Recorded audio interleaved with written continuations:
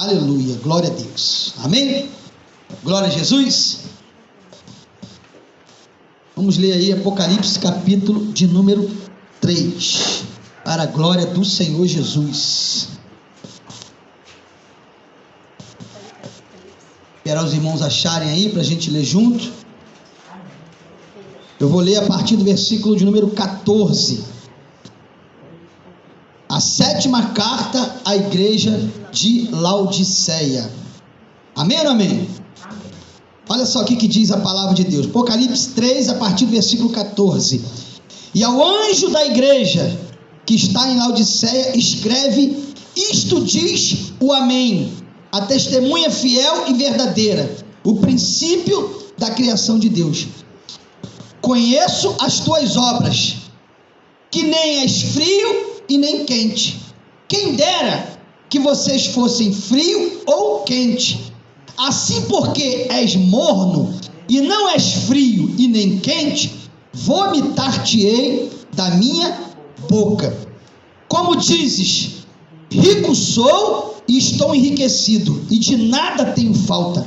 Não sabeis que és um desgraçado, miserável, pobre, cego e nu.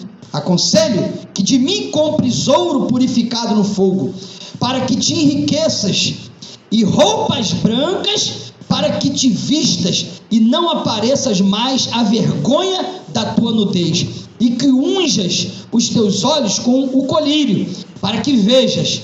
Eu repreendo e castigo a todos quanto eu amo. Sê, pois, zeloso e arrepende-te.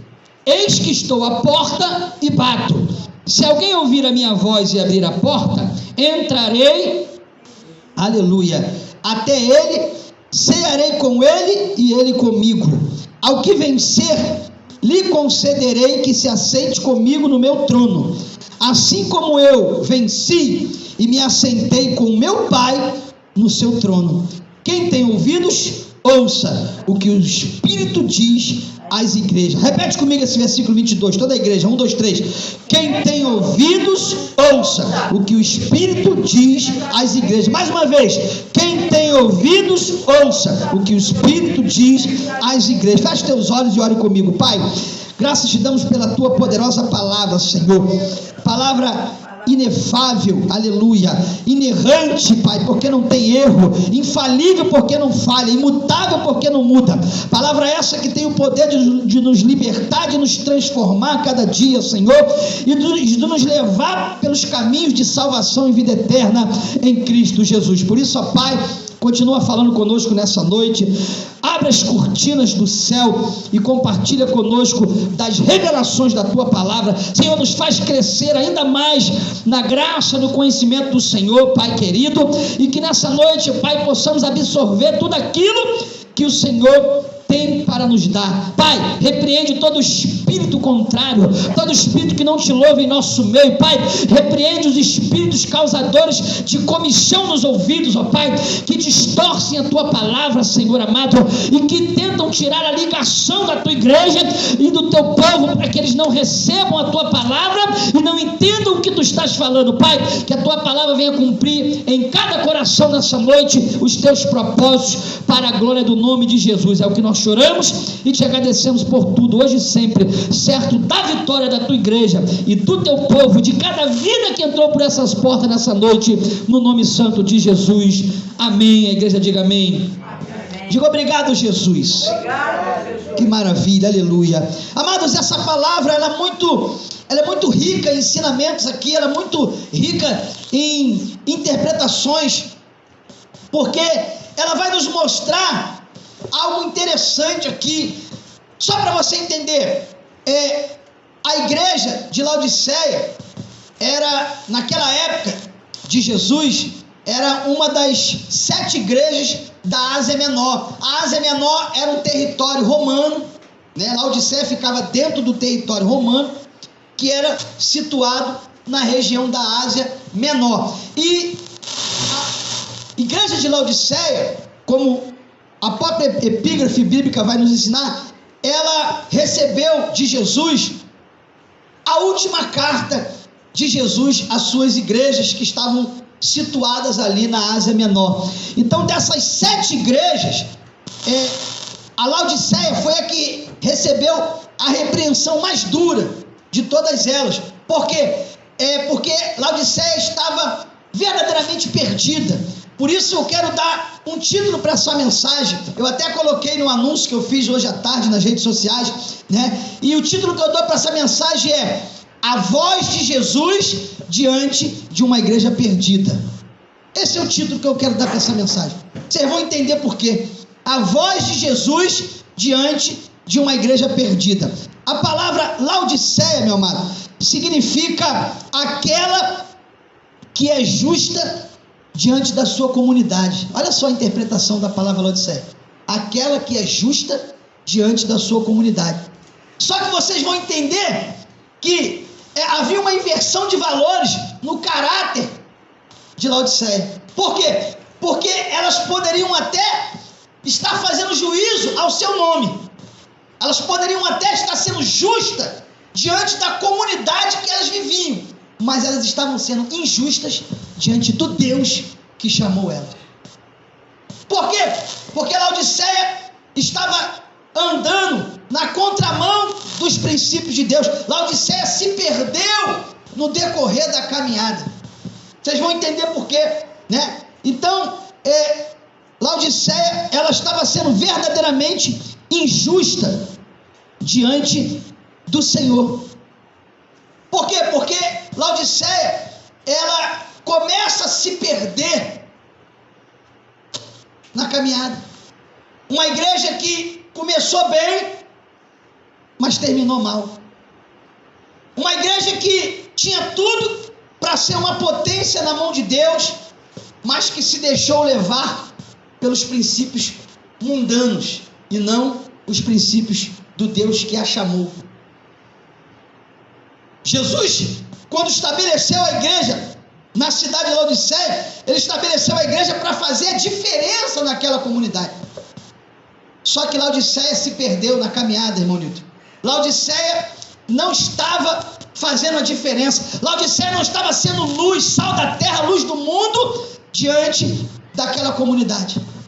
Pelo contrário, eles acabaram aderindo todas as filosofias mundanistas que havia naquela região. Laodiceia era uma cidade que era muito próspera. Laodiceia era onde ficavam os centros bancários daquela região da Ásia Menor.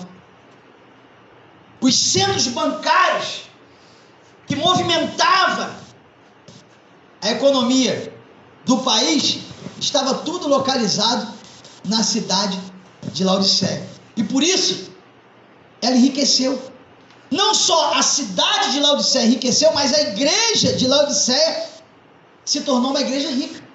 Porque é natural que se os membros da igreja são bem-sucedidos, é natural que a igreja também seja bem-sucedida, falando de termos financeiros.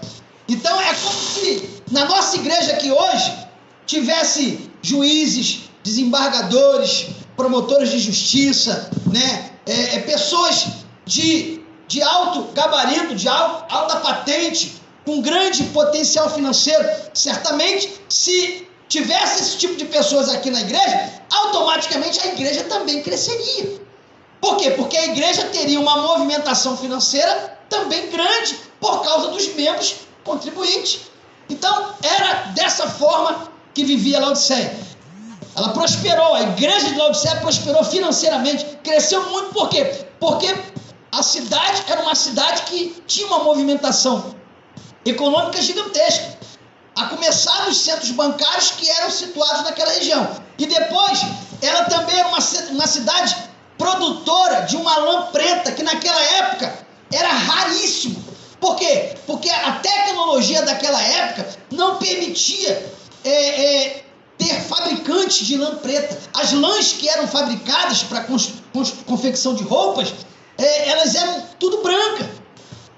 Não se tinha ainda uma tecnologia para produzir lãs pretas, escuras, para fazer roupas escuras.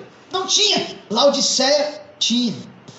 Então vinha pessoas de outras regiões, vinham pessoas de de outros países até Laodiceia para comprar dessa lã preta que era raríssima.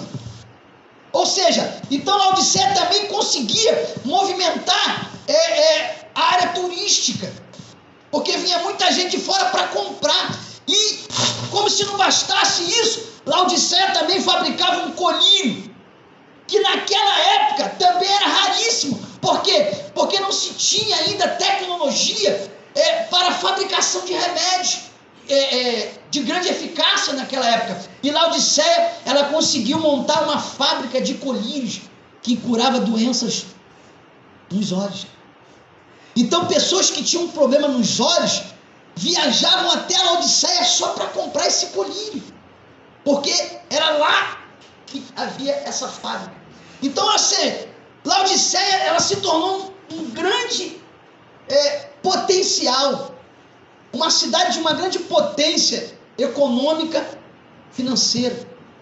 E automaticamente, por causa disso, os membros que frequentavam aquela igreja eram tudo pessoas prósperas, tudo pessoas de um alto poder aquisitivo financeiro. Então, a igreja de Laodiceia se tornou rica por causa disso. Só que aí é que mora o problema de Laodiceia.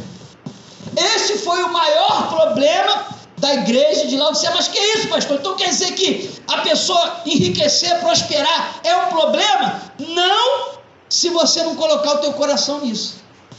Mas quando você coloca o teu coração nisso, aí se torna um problema. Por quê? Porque Deus, irmãos, Deus não é contra a riqueza, porque Deus é rico, Ele é dono de tudo. Salmo 24, do Senhor é a terra, toda a sua plenitude, os que nela habita e tudo que nela há. Dele é o ouro, a prata, o bronze. Deus é rico, Ele é dono de todas as coisas. Então Deus não pode ser contra aquilo que faz parte da própria essência dele, que é a riqueza. Só que a Bíblia toda, ela nos aponta que quando a pessoa se torna rica, quando a pessoa começa a prosperar muito e coloca o seu coração naquilo, ela começa a se afastar de Deus, ela começa a se perder. Por isso que o apóstolo Paulo, em 1 Timóteo capítulo 6, o apóstolo Paulo vai dizer que o amor pelo dinheiro é a raiz de toda espécie de mal. Por quê? Porque a pessoa, ela tira o coração de Deus e coloca no dinheiro. Ela passa a amar mais o dinheiro, mais a vida próspera, econômica que ela conquistou, do que o próprio Deus que concedeu ela chegar naquele nível. E ela começa a se perder. Jesus, quando chama aquele jovem rico, ele chegou para Jesus e falou: mestre, o que eu hei de fazer para herdar a vida eterna? E Jesus falou assim: conhece os mandamentos. E ele disse: mestre, isso eu já sei desde a minha mocidade. Ou seja, ele era crente desde criança, ele era crente desde berço, nasceu no evangelho. Sabe aquele cristão que já nasceu no meio de uma família cristã, nunca se desviou? Era esse camarada. Por isso que ele responde para Jesus: isso eu já sei desde a minha mocidade. Aí Jesus falou para ele: então beleza, então só te falta uma coisa, pega toda a tua riqueza e divide com os pobres. Quando Jesus fala isso, ele se entristece, ele endurece o coração e vai embora. Por quê? Porque o coração dele não estava em Jesus. Porque se tivesse em Jesus, ele obedecia o que Jesus ordenou a ele. Mas como o coração dele estava no dinheiro, ele ignorou o que Jesus falou e seguiu o seu destino. Houve um outro homem também que acumulou muita riqueza. A Bíblia diz que ele é chamado na epígrafe de o rico de qualidade. Um homem muito próspero, um grande produtor agrícola, e ele produziu muitos alimentos, e a ponto dos celeiros que ele tinha para armazenar aqueles alimentos não cabia mais. E ele soberbamente e altivamente ele diz para si mesmo: construirei outros celeiros maiores do que esse, para colocar toda a minha produção, e direi para a minha alma: farta, minha alma, porque tu tens bens para muitos dias. E a Bíblia vai dizer que na mesma hora que ele fala isso, veio uma voz do alto e disse: louco, esta noite pedirão a tua alma, o que tu tens preparado e para quem será. Por quê? Porque aquele homem, ele não só se ensoberbeceu, se tornou altivo, porque prosperou muito, porque conquistou muitas coisas, mas ele estava quebrando um princípio do reino de Deus que diz que nós não devemos juntar tesouro na terra, mas devemos juntar tesouro do céu, onde a traça e a ferrugem não consomem. Então, irmãos, dentro desse contexto, irmãos, nós entendemos uma coisa: Deus não torna ninguém rico, ou não permite que ninguém seja rico para si só. Se Deus permitiu alguém chegar a um patamar de riqueza, é porque Deus quer que aquela pessoa seja um canal para dividir com outros que não tem nada. Só que o homem, nos dias de hoje, continua com essa mesma mentalidade de Laodiceia. O homem nos dias de hoje continua soberbo e altivo quando prospera muito, quando conquista riqueza. Não divide nada com ninguém, começa a levantar a bandeira da meritocracia e começa a dizer que ele só tem aquilo que ele tem porque ele fez por merecer. E essa bandeira, irmãos, ela é uma bandeira que não pode ser levantada no reino de Deus. No reino de Deus não existe a meritocracia, a glória toda é de Deus. No reino de Deus você não tem mérito de nada. Por quê? Porque por mais que você seja capacitado, por mais que você seja habilidoso, por mais que você seja um excelente profissional, por mais que você seja um cara esforçado, dedicado, aleluia, se Deus não te sustentar, não te der saúde, sabedoria e direção, você não chega a lugar nenhum. Então a glória de Deus não é tua. A Ele toda a honra, toda a glória, toda a majestade, louvor e adoração. Aleluia! Então não existe meritocracia, irmãos. Aleluia. Até porque quando eu acho que eu sou merecedor de alguma coisa, eu anulo a graça. Por quê? Porque a graça é exatamente o oposto da meritocracia. A graça é o favor imerecido de Deus para com os homens. Ou seja, Deus faz por mim e por você o que nós não merecemos, mas Ele faz, aleluia, porque Ele nos ama. Aleluia. Ele nos dá oportunidades, nos dá vida, nos dá saúde, nos dá direção, derrama dons sobre as nossas vidas, nos dá talentos para que nós possamos produzir. Então a glória toda é dele, irmãos, porque dele, para ele, por ele são todas as coisas. Então Laodiceia, ela enriqueceu muito, prosperou muito. E aí, a partir do momento que ela começa a enriquecer, começa a prosperar, ela tira o coração dela que estava em Jesus, que é o Senhor da igreja, o dono da igreja, e coloca na riqueza, na prosperidade. Ela começa a colocar na prosperidade. E ela começa a seguir a conduta dela, não mais aliançada em Cristo, não mais pautada em Cristo, nos princípios de Cristo, mas sim nas muitas riquezas que ela conquistou. E aí Jesus, ele agora vai advertir essa igreja. Jesus chama o apóstolo João, que estava preso na ilha de Pátimo. Jesus arrebata João em espírito e fala: João, escreve a 7ª carta o pastor da igreja de Laodiceia. Por que a 7ª carta? Porque a igreja de Laodiceia, ela representa a última igreja, a igreja que precede o arrebatamento. Por isso ela recebeu a última carta. A última carta de Jesus às igrejas da Ásia foi direcionada a Laodiceia por isso, porque Laodiceia representa a igreja que precede o arrebatamento, o último modelo de igreja. Que igreja é essa, pastor? A igreja muito rica financeiramente, mas pobre espiritualmente. Por quê? Porque tirou o coração de Jesus. E aí Jesus resolve escrever para essa igreja, para despertar ela, para advertir ela. Como Paulo diz lá em Gálatas 5,14, Paulo diz: olha, desperta tu que dormes. Paulo fala para a igreja de Gálatas: desperta tu que dormes, levanta-te dentre os mortos e Cristo te esclarecerá. A igreja de Laodiceia estava morta espiritualmente, estava no sono da indolência. Então Jesus escreve a carta direcionada ao pastor dessa igreja, ao anjo dessa igreja, para ver se eles acordavam para a vida, para ver se eles entendiam que eles tinham se perdido e se voltavam de novo para Jesus. E quando Jesus resolve escrever essa carta, por intermédio do apóstolo João, Jesus começa se apresentando para essa igreja. E aí Jesus vai dizer para eles assim: João, começa escrevendo assim para eles, ó. Ao anjo da igreja. O anjo da igreja é a mesma coisa que o pastor da igreja, o líder de Laodiceia, escreve: isto diz o amém.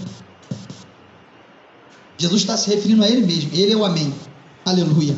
Por que o amém, irmãos? A palavra amém. Paz, meu irmão, Deus te abençoe. Glória a Deus. Vou botar lá a pregação. Aleluia. A palavra amém vem do grego, significa verdadeiro. Então, quando Jesus começa a se apresentar para essa igreja, ele fala: assim diz o amém, ou seja, assim diz o verdadeiro, a fiel testemunha. Aleluia. Jesus começa se apresentando para essa igreja segundo aquilo que havia dentro do seu próprio caráter. E ele diz: o princípio da criação de Deus. Por quê? Porque tudo começou em Jesus. E tudo vai terminar em Jesus. Quem pode dar glória a Deus por isso? Deus. Aleluia. Ele é o alfa e o ômega, o princípio, o fim. Então ele se apresenta para Laodiceia dessa forma: assim diz o amém, a fiel e verdadeira testemunha, o princípio da criação, porque tudo começou nele. Quando Gênesis capítulo 1, versículo 1 diz, ó: no princípio criou Deus o céu e a terra. Sabe o que significa? Em Jesus criou Deus o céu e a terra, porque Jesus é o princípio. Princípio e Jesus é a mesma coisa. Por isso que ele diz: eu sou o alfa e o ômega, o princípio e o fim. Ele está dizendo: olha, eu comecei tudo e eu vou terminar tudo. Oh, glória. Aleluia. Quem pode glorificar Deus? Ele está dizendo: olha, eu comecei a tua história e eu vou terminar a tua história. Quem está entendendo, glorifica, irmão. Aleluia.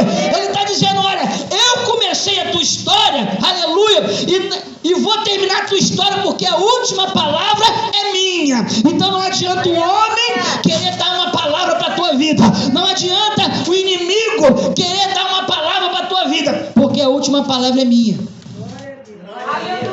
Então, se alguém disse para você que tu não vai conseguir, se alguém disse para você que não vai dar certo, se alguém disse para você que tu não vale nada, se alguém disse para você que tu não serve para nada, não se apegue a essas palavras não, meu amado. Aleluia, porque aquele que começou a boa obra na tua vida, ele vai terminar. Oh, glória. A última palavra é dele. Aleluia. Maldição não tem efeito na tua vida, porque é maior o Senhor que está contigo. Quem está entendendo a glória? Glória a Jesus, aleluia, Deus. Aleluia.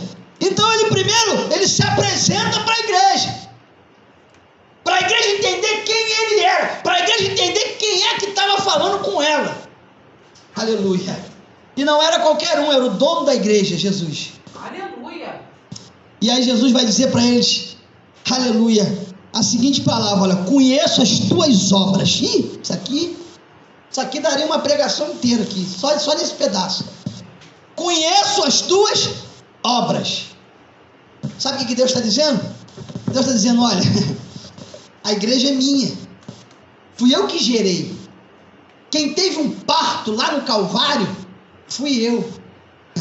A igreja saiu do meu ventre, porque quando Jesus morre na cruz, ele derrama sangue e água.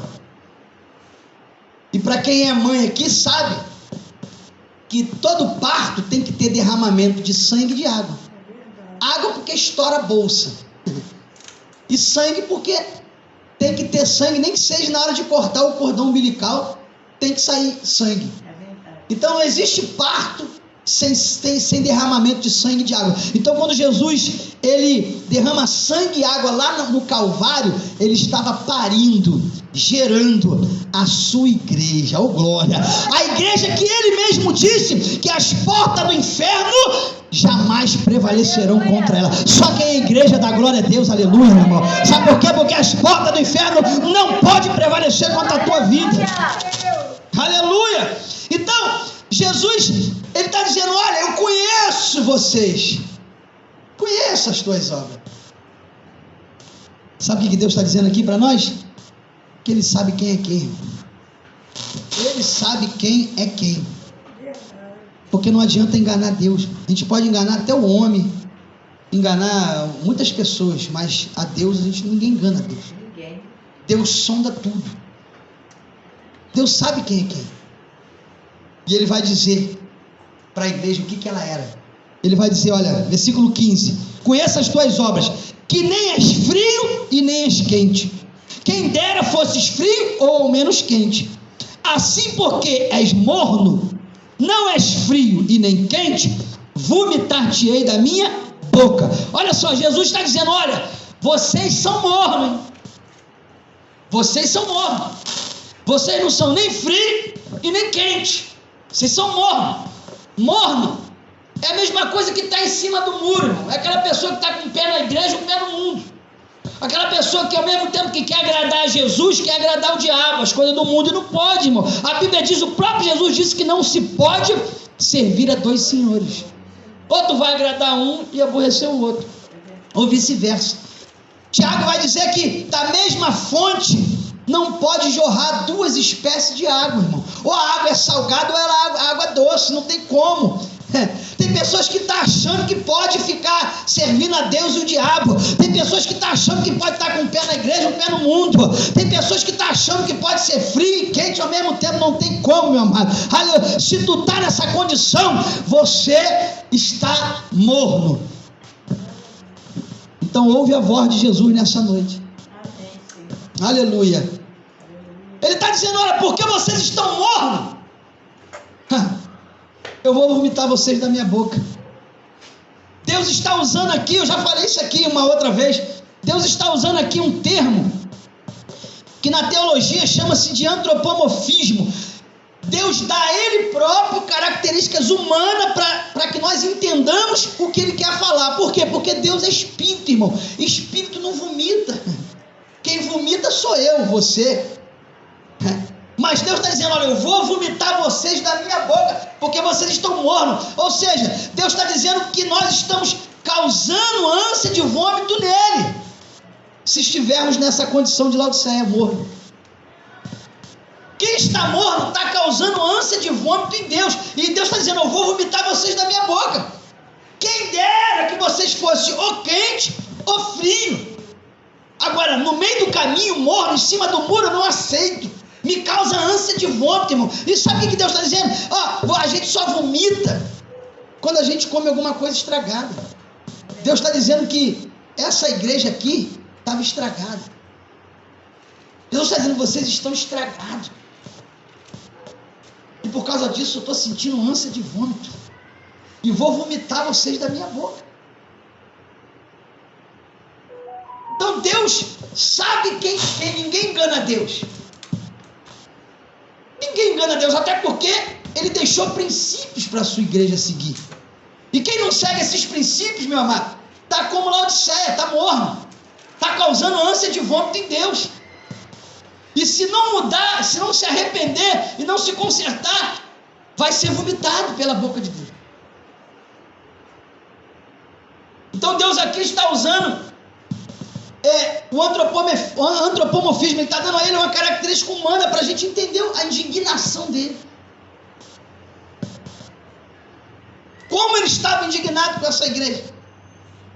E que representa o último modelo de igreja antes do arrebatamento. Por quê? Porque após essa última carta à igreja de Laodiceia, vai iniciar o capítulo 4. No capítulo 4 de Apocalipse, a igreja já foi arrebatada, a igreja está no céu. Então toda a narrativa do capítulo 4 de Apocalipse em diante, a igreja já está no céu com Jesus, já foi arrebatada. Então, esse recado aqui de Jesus é para a igreja dos últimos dias. E se você olhar o contexto hoje, você vai ver que o contexto das igrejas de hoje se encaixa perfeitamente nessa igreja de Laodiceia. Por quê? Porque elas são ricas financeiramente, mas estão pobres espiritualmente, porque deixaram o mundo entrar dentro da igreja. Tiraram o coração delas de Jesus e colocaram no dinheiro, na riqueza que elas conquistaram. Não é assim? Igrejas poderosíssimas, aonde virou-se moda agora a vaidade dos líderes de construir catedral. Cada igreja agora grande, rica, os líderes agora cada um tem que ter sua catedral. Isso é vaidade do homem. Isso é vaidade. Por quê? Porque Jesus não trabalha acima disso. Não foi esses os princípios que o Senhor deixou para nós. Cheio de gente passando fome, cheio de membros dentro da própria igreja, da própria congregação, passando necessidade, e o cara gasta milhões para construir uma catedral, só para ele dizer que a igreja dele tem uma catedral. Isso é vaidade humana. É como Jesus falou no tempo dele lá, com relação ao templo de Salomão. Jesus falou: não vai ficar pedra sobre pedra que não seja derrubada. Sabe o que aconteceu? Aquele templo luxuoso que custou bilhões para ser construído, o general Tito veio com o seu exército, tacou fogo tudo, queimou tudo, derrubou tudo. Então, vaidade do homem, irmão. O que é mais importante? Parede ou a vida humana, o ser humano? Isso é uma vergonha. Líderes que tem a cara de pau de quando um membro pede uma ajuda, uma cesta básica, ele fala: não posso dar porque a igreja está em obra. Isso é uma vergonha, um líder falar isso para a sua ovelha. Quer dizer que a obra, a parede é mais importante do que a ovelha que está com fome? Para a obra, vai lá, compra uma cesta básica e abençoa o irmão. Até porque a obra em qualquer igreja só pode ser feita com a contribuição dos irmãos, com o dinheiro dos irmãos. Verdade. Que tipo de evangelho nós estamos vivendo hoje? E tem muita gente que aceita isso, irmão. Está vendo essas lambanças aí e fica subordinado a esses homens, verdadeiros cães, que só pensam em riqueza, em dinheiro. É o que Jesus falou, quando Jesus diz que os cães não herdarão o reino do céu. Jesus está falando dos falsos líderes, que só sabem arrancar as lãs das ovelhas para o seu próprio benefício, e as ovelhas ficam chupando o dedo, passando necessidade. O Senhor não é contra a igreja crescer, prosperar, não. Não é não. O Senhor é contra quando a igreja tira o coração dele e coloca nessas coisas. O cara comprou um jato com dinheiro da igreja, só quem anda é ele e a família dele. Os membros não andam. O cara comprou uma fazenda com dinheiro da igreja, só quem usufrui da fazenda é ele e a família dele, a igreja não. O cara comprou um avião, seja lá o que for, um iate, só quem usa é ele, meu irmão. Agora, sabe quanto que eu bateria a palma? Se ele comprasse um avião, um iate, seja lá o que for, uma fazenda, e deixasse todos os membros usufruir daquilo. Aí eu ia bater palma para ele. Porque comprou com o dinheiro da igreja, os irmãos que pagaram aquilo ali. Verdade, Senhor. Então nós estamos vivendo um período, irmãos, de igreja perdida. Daí o título da mensagem: a voz de Jesus diante de uma igreja perdida. Essa igreja estava perdida. A igreja dos últimos dias, na sua maioria, está perdida. Que tiraram o coração de Jesus e colocaram nas riquezas, colocaram nas coisas materiais dessa vida. O apóstolo Paulo vai dizer em uma das suas cartas, em Colossenses 3, versículo 1 e 2, ele vai dizer: olha, se já estáis crucificado com Cristo, aonde ele está assentado à direita do Pai, pensai nas coisas que são de cima e não nas coisas que são da terra. Aleluia. Quem se converteu de verdade, meu amado, a igreja fiel e verdadeira de Jesus, o coração dela nunca está nas coisas da terra. mas sempre nas coisas do céu. Ela é desprendida, a igreja verdadeira de Jesus, ela é desprendida das coisas materiais. E ela é agarrada com as coisas espirituais. Então Jesus está dizendo para essa igreja aqui, olha, vocês estão perdidos, porque vocês estão mornos. Isso está me causando ânsia de vômito, eu vou vomitar vocês da minha boca. Porque vocês dizem assim, sou rico, enriquecido estou, e de nada tenho falta. Aí Jesus vai dizer para elas assim, pois eu vos digo, que vocês são desgraçado, miserável, pobre, cego e nu. Jesus agora ele vai fazer um trocadilho aqui. Ele vai fazer um trocadilho com as características daquela igreja e da localidade que elas estavam situadas, que era a cidade de Laodiceia. Jesus vai fazer um trocadilho, porque Jesus vai dizer para eles, olha, vocês são os desgraçados, por quê? Porque vocês, desgraçado é aquele que é desprovido da graça. E sabe quando que eu me torno desprovido da graça? Quando eu tiro meu coração de Jesus e coloco nas coisas do mundo, nas coisas da terra. Aí eu perco a graça de Deus na minha vida. E aí eu me torno um desgraçado. Por isso que Jesus falou que ela é uma desgraçada. Porque eles tiraram o coração de Jesus. Eles anularam a graça de Jesus na própria vida deles. E Jesus vai dizer, vocês são desgraçados, miserável, pobre, cego e nu. Pobre por quê? Porque eles eram ricos financeiramente, mas eram pobres espiritualmente. Miserável porque quem está longe de Jesus, quem se afasta de Jesus, se torna um miserável. Miserável é aquele que carece de alguma coisa. Eles estavam carecendo de Jesus, mas ao mesmo tempo estavam rejeitando Jesus. Cego e nu. Cego por quê? Perderam a visão espiritual. E nu, porque quem está com as vestes sujas, quem suja as suas vestes, quando na verdade deveriam estar com as vestes limpas e brancas, que representam santidade e justiça de Deus, é a mesma coisa que está nu. Então o Senhor vai fazer um trocadilho aqui com o momento que essa igreja estava vivendo, para tentar despertar essa igreja, para tentar acordar elas do sono da indolência que eles estavam vivendo.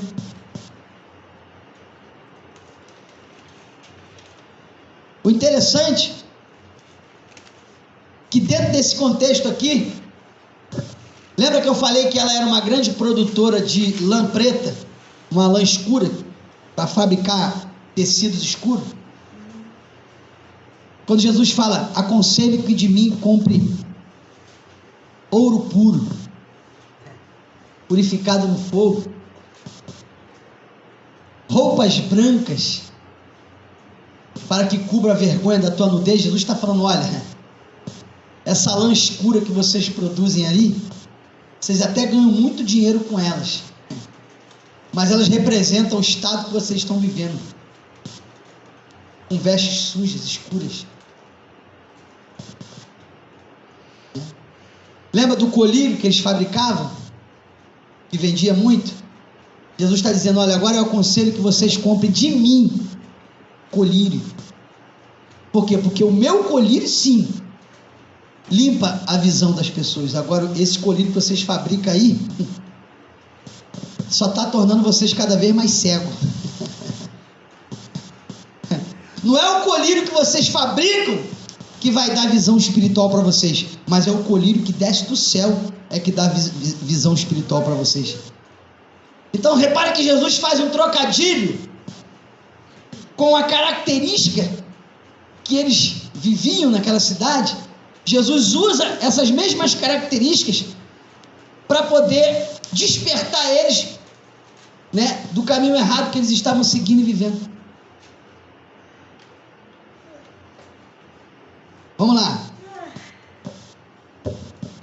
Versículo 18: aconselho que de mim compres ouro purificado no fogo, ou seja, a verdadeira riqueza, para que te enriqueças, roupas brancas, para que vista e não apareça a vergonha da tua nudez, e que unjas os teus olhos com o colírio, para que vejas. Então, Jesus está fazendo um trocadilho aqui com a situação que eles estavam vivendo, e Jesus está falando: olha, vocês têm que comprar, vocês têm que produzir a veste branca, vocês têm que vestir vestes brancas, que representa a minha santidade e a minha justiça. Vocês têm que colocar o meu colírio, para que vocês tenham visão espiritual que vocês perderam. Vocês estão cegos espiritualmente falando. Meu Deus. Então, e vocês têm que buscar a minha riqueza, e não a riqueza do mundo. Porque a minha riqueza faz vocês ser mais espiritual ainda. Agora, a riqueza do mundo faz vocês se perder, e perder a visão espiritual, o discernimento espiritual que a igreja precisa ter. Aí ele vai continuar dizendo no versículo 19: eu repreendo e castigo todos aqueles que eu amo. Sê, pois, zeloso e arrepende-te. Olha só, isso aqui é interessante, porque ele está dizendo: eu repreendo e castigo todo aquele que eu amo. Eu costumo dizer o seguinte, irmão, que a segunda maior demonstração de amor de Deus para conosco, a segunda, é quando ele nos corrige. Por quê, pastor? Porque a primeira foi quando ele deu o seu único filho para morrer por mim e por você lá naquela cruz. Aquela ali foi a maior demonstração de amor de Deus por nós. Agora a segunda é quando ele nos corrige. Então a correção não é algo ruim, é algo bom. Por quê? Porque quando o pai corrige o seu filho, é porque ele está dizendo: meu filho, olha só, você está indo para o caminho errado. Eu estou te corrigindo porque eu não quero ver você se perder. Eu estou te corrigindo antes que você quebre a cara lá na frente, antes que você se dê mal lá na frente e se perca. Por isso eu estou te corrigindo agora. Então a correção é algo bom, irmãos, não é algo ruim. Então, se Deus está te corrigindo, meu amado, glorifique a Ele, porque Ele está dizendo para você: olha, meu filho, eu te amo, por isso eu estou te corrigindo, não quero ver você se perder. Por isso que Salomão vai dizer lá em Provérbios que o pai que não corrige o seu filho não o ama. Está escrito. O pai que não corrige o seu filho não o ama. Por quê? Porque a correção é uma demonstração de amor, irmão. Tem pai que deixa o filho fazer tudo o que quer. Está vendo o filho fazer um monte de porcaria, está vendo o filho chegar com bebida dentro de casa, chegar com droga dentro de casa, está vendo o filho fumar, cheirar, roubar, fazer um monte de porcaria e não fala nada. Sabe o que a Bíblia diz desse pai e dessa mãe? Eles não amam o seu filho, porque se amasse, corrigia, se amasse, advertia, se amasse, usava da autoridade. Então, meu amado, nunca deixe de corrigir o seu filho quando ele estiver no caminho errado, porque o pai que ama o seu filho, ele corrige o seu filho, ele não deixa o seu filho se perder e fica quieto. Tem muito filho aí que está perdido porque o pai e a mãe não fez nada, viu que ele estava veredando por um caminho errado e não fez nada. Tem até um testemunho antigo à beça de uma senhora que criava o seu filho sozinho. O marido dela já tinha falecido e ela criava o seu filho sozinho. E o garoto, quando cresceu, pegou uma certa idade, ficou de maior, ele começou a andar com os maus elementos aí, e todo final de semana ele começou a chegar com dinheiro grande dentro de casa, sem trabalhar, sem ter trabalho, sem ter nada. Toda semana ele chegava com um paco de dinheiro e dava para a mãe: mãe, toma isso aqui, é para a senhora fazer compra, a senhora comprar roupa para a senhora, fazer o que a senhora quiser. A mãe pegava o dinheiro, não falava nada, nem perguntava de onde vinha o dinheiro. Como é que o teu filho vai chegar com coisa dentro de casa e você sabe que ele não trabalha e você não vai falar nada, não vai perguntar nada? Que covardia é essa? Que omissão é essa? Esse pai, essa mãe não ama o seu filho. Porque se amasse, a primeira coisa que ia falar: Da onde que tu trouxe isso? Onde que tu arrumou isso? Quem te deu isso? Primeira coisa, irmão. E a mãe não perguntava nada. Ela, quando viu o pacote de dinheiro, ela pegava, ficava toda alegre, botava no bolso, ia lá pro mercado, fazia um monte de compra, comprava um monte de coisa. Na semana seguinte, o filho chegava de novo com mais dinheiro. Toma, mãe. E nada dela perguntar. Um belo dia, o telefone dela toca em casa. Senhora fulano de tal? Sim, sou eu. A senhora é mãe de fulano de tal, tal, tal? Sim, sou eu. Comparece aqui na delegacia, por favor. Mas o que houve? Comparece aqui que a senhora vai saber. Ela se arrumou, correu para a delegacia. Chegou lá. A senhora que é mãe de fulano de tal? Sim, sou eu. Olha, nós estávamos no rastro do teu filho já há bastante tempo. A polícia investigativa estava rastreando o teu filho. O teu filho é o maior atravessador de carro da zona. E nós estávamos cercando ele já há um tempão e agora a gente conseguiu prender ele. Meu filho? Não, impossível de meu filho ser isso. Não, meu filho é garoto do bem, meu filho não faz nada disso não. Né? Não faz nada disso? Cadê ele? Ele está onde? Posso falar com ele? Tá. Ele está lá na cela, lá atrás, mas ele já vai ser transferido para o presídio. E a pena dele não vai ser pequena não. Pode se preparar. Aí, deixa eu ir lá falar com ele. Aí foi lá, levaram ela lá atrás, na delegacia, ele estava na cela lá atrás. E quando ela chegou lá, ele estava lá trancado na cela lá, sério. Aí ela chegou, meu filho, o que houve, meu filho?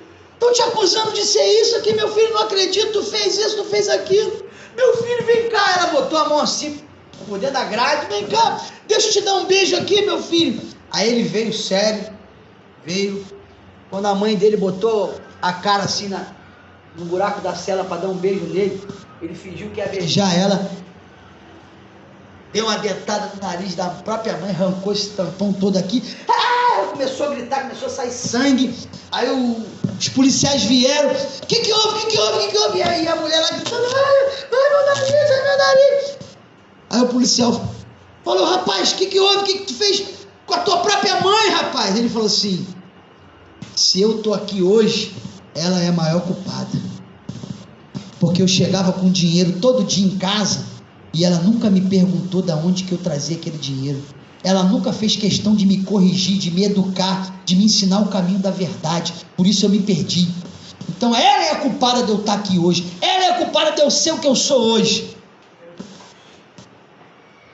Então, irmãos, nós precisamos entender que a correção de Deus é um ato de amor, irmão. Não é um ato ruim, não é. Se Deus está te corrigindo, você que está sendo corrigido por Deus de alguma forma, Deus está desesperadamente tentando te recuperar porque Ele te ama.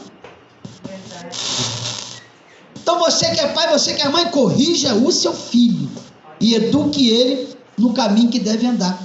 E aí ele vai continuar dizendo, olha, eu repreendo e castigo todos aqueles que eu amo. Sê, pois, zeloso e arrepende-te. A palavra arrependimento, irmãos, significa mudança de mente, é o que nós chamamos de metanoia no grego. A palavra metanoia no grego, que é o original do Novo Testamento, significa mudança de mente. Então, quando o Senhor ele nos convida a se arrepender, Ele está nos convidando a deixar Ele transformar a nossa mente, a deixar Ele causar uma metanoia em nós, de maneira que a nossa mente venha a ser transformada. Então, se eu tenho a mente voltada para o crime, Ele vai me libertar e eu não vou mais cometer crime. Se eu tenho uma mente voltada para as drogas, Ele vai me libertar e eu não vou mais usar droga. Se eu tenho uma mente pervertida, que só pensa em coisas erradas, Ele vai me transformar e eu não vou mais pensar em coisas erradas. Então, arrepender significa mudança de mente, transformação de mente. Então, Jesus, Ele está desesperadamente convidando a igreja de Laodiceia a uma metanoia. A igreja precisava sofrer uma metanoia. A igreja de Laodiceia precisava sofrer uma mudança de mente. Por quê? Porque ela se perdeu. Ela tirou o coração dela de Jesus e colocou na riqueza, nos bens materiais que ela conquistou. se tornou altiva, soberba. A Bíblia diz que, aleluia, a soberba precede a ruína e a altivez de espírito precede a queda, diz a palavra de Deus. Então essa igreja estava prestes a ser abatida pelo próprio Deus, porque ela se perdeu. Ela mudou os valores. E aí olha só o que vai acontecer com isso. Versículo 20. Jesus vai dizer para ela: eis que estou à porta e bato. Se alguém ouvir a minha voz e abrir a porta, entrarei até ele, e com ele cearei, e ele ceará comigo. Aleluia. Olha só, Jesus está dizendo: olha, eis que estou à porta e bato. Meu amado, isso aqui é lindo. Se não fosse cômico, seria mais lindo ainda. Por quê? Porque embora a igreja estivesse perdida, mas Jesus continuava na porta dela batendo para entrar. Ou seja, Jesus nunca desiste da sua igreja. Oh, aleluia. Eu não sei se você entendeu, mas eu vou repetir para tu dar glória. Jesus nunca desistiu de você. Mesmo nos momentos que você desanimou, mesmo nos momentos que você até se desviou, Jesus nunca desistiu de você. Ele sempre esteve ali, ó, batendo na tua porta, com a esperança de que você ouvisse a voz dele e abrisse a porta para ele entrar. Aleluia. Jesus nunca desiste, aleluia, de mim, de você, irmão. A igreja estava perdida, irmão. Seria muito mais prático. Jesus falou: vocês se perderam? Então, se vire para lá. Eu vou procurar alguém que me queira. Não. Mesmo a igreja estando perdida, Jesus continuava lá, batendo. Sabe o que o texto está dizendo aqui?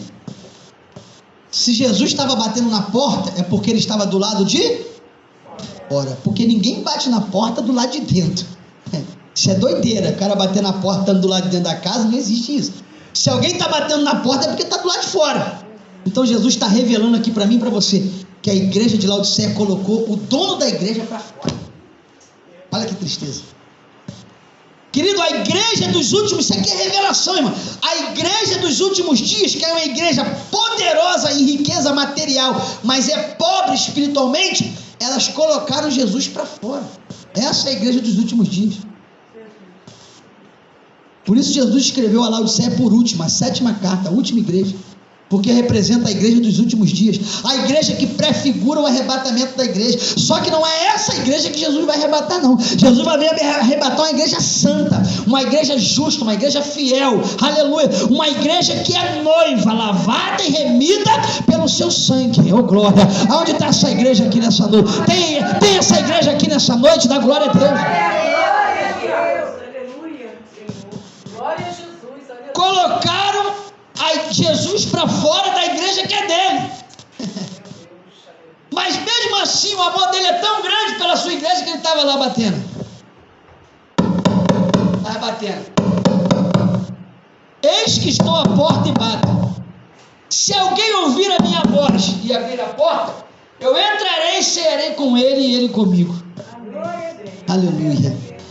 Jesus está convidando essa igreja que se perdeu, aleluia, a renovar a sua aliança com ele nessa noite. Jesus está convidando você que se perdeu, você que, se deixou levar pelas coisas desse mundo, você que se deixou levar pela soberba, pelo orgulho, pela altivez, até mesmo pela riqueza, você que se afastou de Jesus, colocou ele para fora da tua vida por algum motivo, ele está te convidando nessa noite a ouvir a voz dele e abrir a porta, porque ele quer entrar e cear contigo. Aleluia.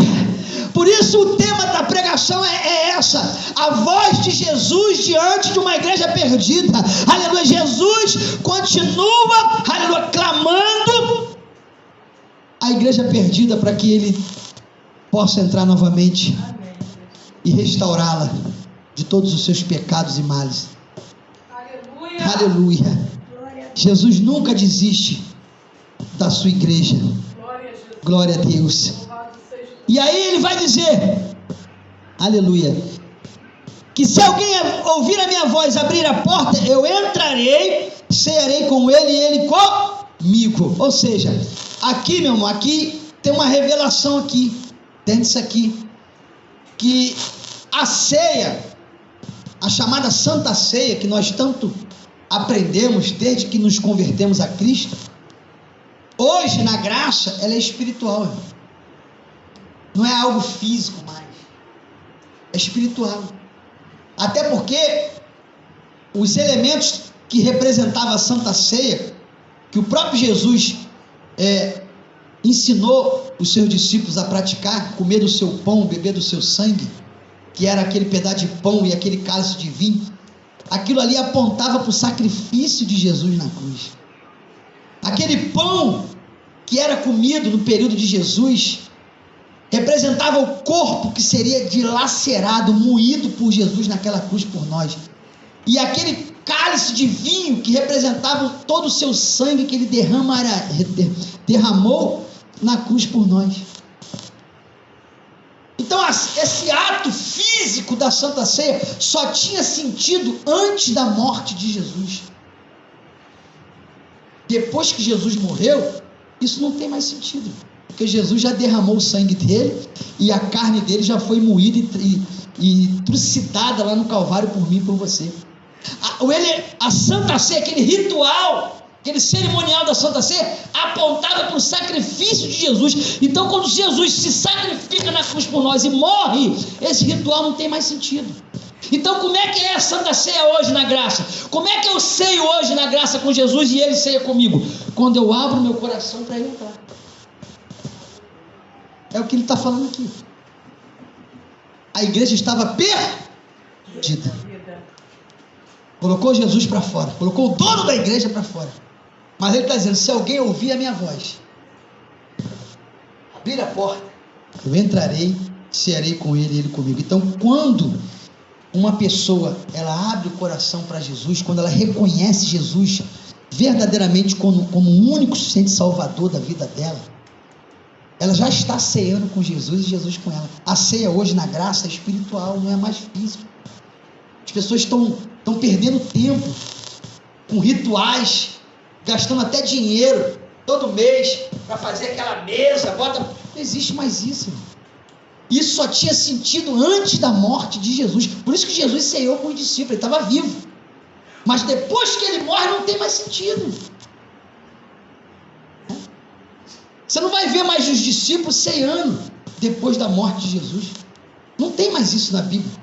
Depois que Jesus morre e ressuscita, acabou isso. Simbolismos e rituais, todos eles apontavam para o sacrifício de Jesus. E quando Jesus se sacrifica na cruz, acabou.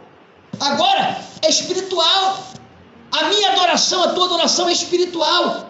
Por isso que Jesus falou para aquela mulher samaritana: vai chegar um dia em que os verdadeiros adoradores adorarão o Pai em espírito e em verdade, porque o Deus é espírito e importa que aqueles que o adorem em espírito e em verdade. Então a adoração hoje é de forma espiritual.